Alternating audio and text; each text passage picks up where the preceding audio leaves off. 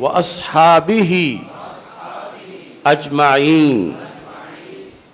اللہ تعالیٰ کے فضل و کرم سے جامعہ جلالیہ رضویہ مظہر الاسلام داروغہ والا لاہور کے نئے تعلیمی سال کا آغاز ہو چکا ہے۔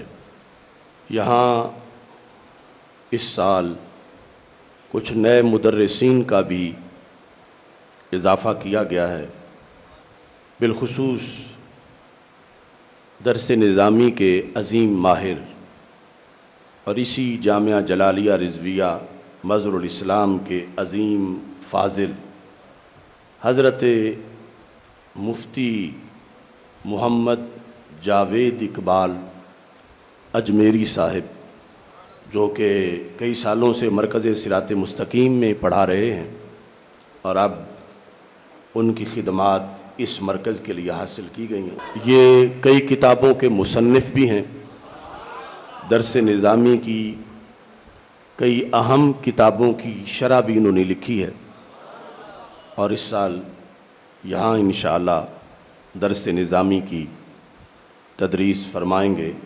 ان کے ساتھ حضرت مولانا مفتی محمد حذیفہ جلالی صاحب، جو گزشتہ سال بھی یہاں مدرس تھے اور اب بھی اللہ کے فضل و کرم سے انشاءاللہ درس نظامی کی تدریس کے فرائض سر انجام دیں گے۔ ان کے ساتھ حضرت مولانا محمد وقار نقشبندی صاحب، یہ بھی درس نظامی کے اسباق، ابتدائی اسباق پڑھائیں گے۔ مولانا محمد طلحہ جلالی صاحب، ان کے ذمے بھی درس نظامی کے ابتدائی اسباق لگائے گئے ہیں۔ شعبہ حفظ میں استاذ القراء بہار جلالیہ قاری محمد اصغر ترابی جلالی صاحب، اور ان کے ساتھ قاری محمد زاہد جلالی صاحب۔ اللہ کے فضل سے یہ گلشن قیامت تک کے لیے اپنی خوشبوئیں تقسیم کرتا رہے گا۔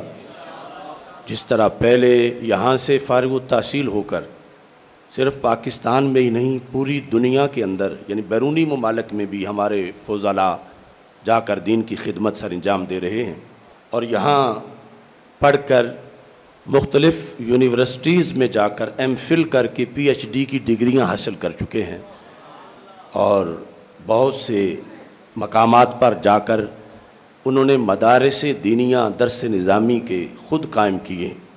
اس وجہ سے آج جامعہ جلالیہ کے ساتھ مرکزی کا لفظ بھی استعمال کیا جا رہا ہے کہ مرکزی جامعہ جلالیہ رضویہ مظہر الاسلام، کیونکہ یہاں کے فارغ التحصیل مدرسین جنہوں نے یہاں پڑھا، آگے جا کر انہوں نے اپنے اپنے علاقوں میں، پاکستان کے دور دراز کے صوبوں میں اور کشمیر میں، بیرون ملک جا کر یہاں سے حاصل کردہ نور کو آگے پھیلانے کا اہتمام کر رکھا ہے۔ گفتگو کے آغاز میں آج کے جلالیہ علماء کنونشن کا اعلامیہ جو ہم میڈیا کو جاری کریں گے اور کر رہے ہیں، وہ پیش کرنا چاہتا ہوں، جو اس وقت انٹرنیشنل سطح پر یا ملکی سطح پر دین اسلام کے لحاظ سے ہمیں جو آواز بلند کرنی چاہیے۔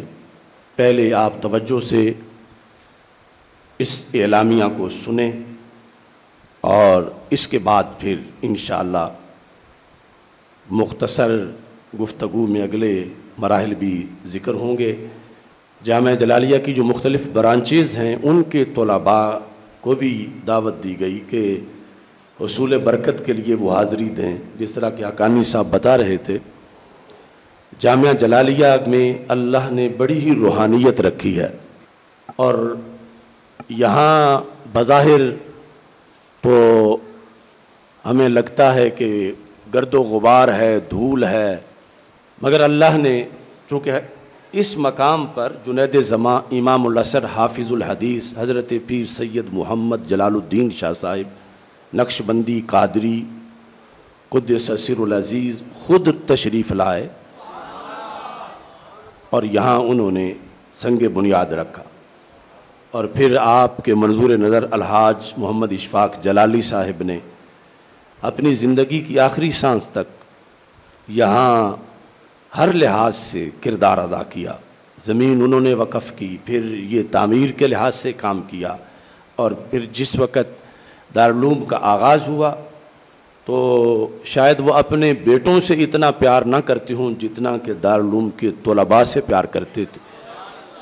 ان کے لنگر کے لیے فکر مند رہتے تھے، اور خود اپنے کندھوں پہ کبھی سبزی کی بوری اٹھا کے لے آتے تھے، کبھی دال کی بوری اٹھا کے لے آتے تھے. یعنی ان کا ایک عشق تھا.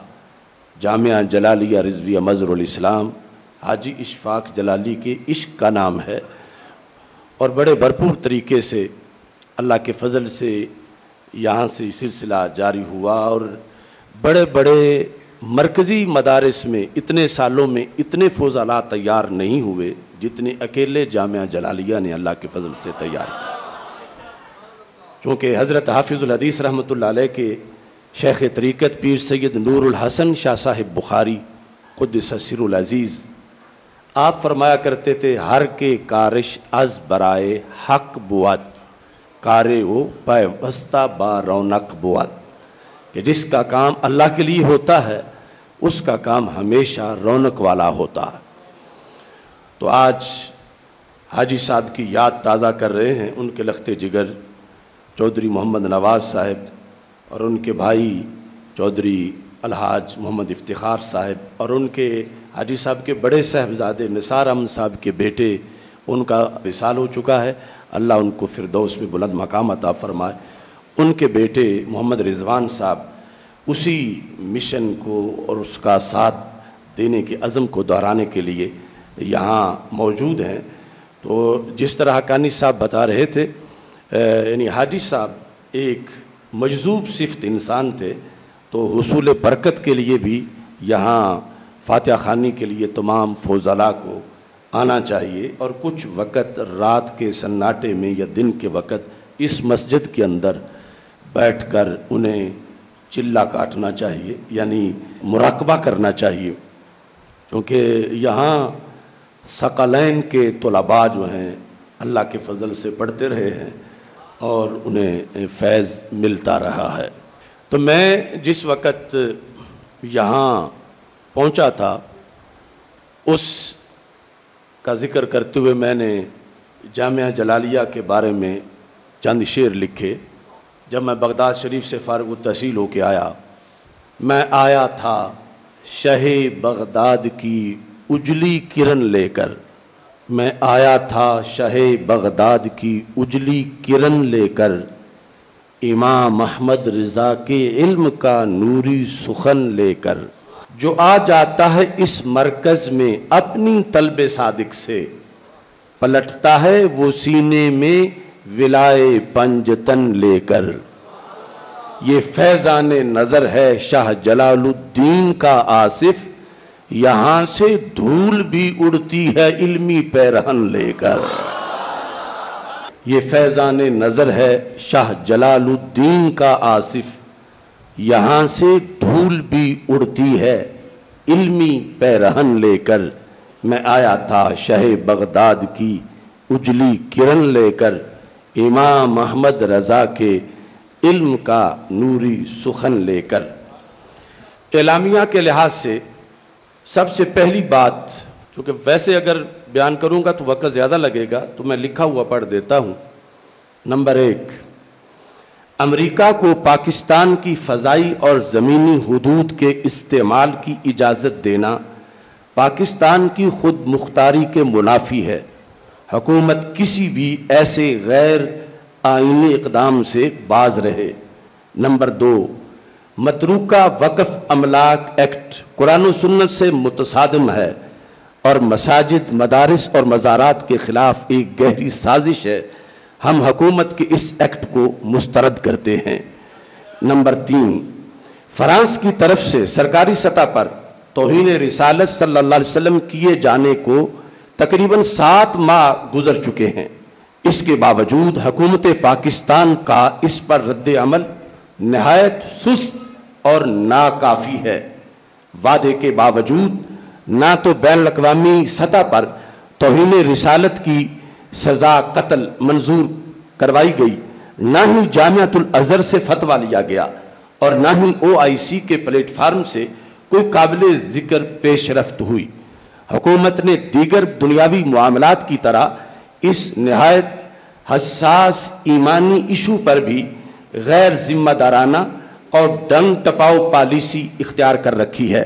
ہم حکمرانوں کو ایک بار پھر یاد دہانی کرواتے ہیں کہ تم اس ملک کے حکمران ہو جس کی بنیاد کلمہ اسلام ہے اور جس کے مقاصد میں تحفظ ناموس رسالت صلی اللہ علیہ وسلم ہے۔ چنانچہ فرانس کے خلاف حسب وعدہ اپنا کردار تم ادا کرو۔ نیز اہل سنت و جماعت کے علماء و مشائخ اور کارکنان کی ایک بڑی تعداد، جنہیں چادر و چار دیواری کا تقدس پامال کرتے ہوئے گھروں سے اٹھا لیا گیا، انہیں فی الفور رہا کیا جائے۔ بے گناہ عاشقان رسول صلی اللہ علیہ وسلم پر قائم کیے گئے جھوٹے مقدمات فوری طور پر ختم کیے جائیں۔ یہ سارے مطالبات آپ کو بھی منظور ہیں؟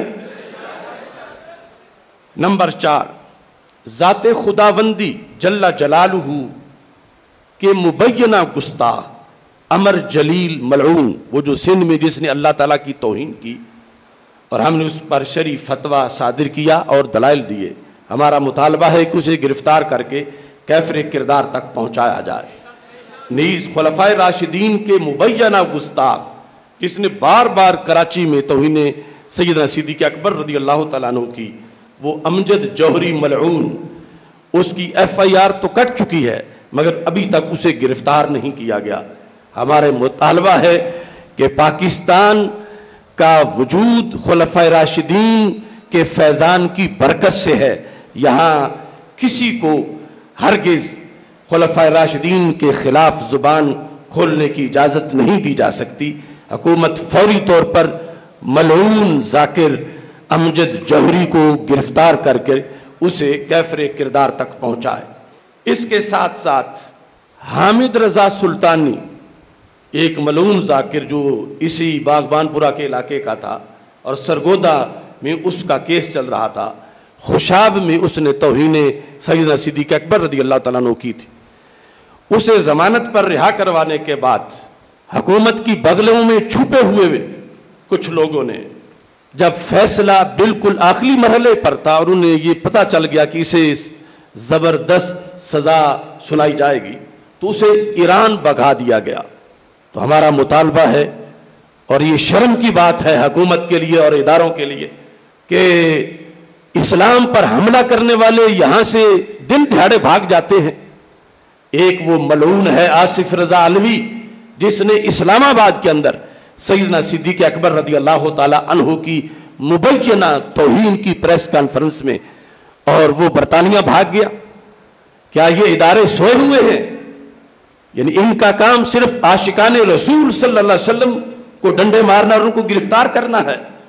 ہمیں جواب دیا جائے کہ کب انٹرپول کے ذریعے ان گستاخوں کو گرفتار کر کے ملک واپس لایا جائے گا اور انہیں کب پہ چڑھایا جائے گا۔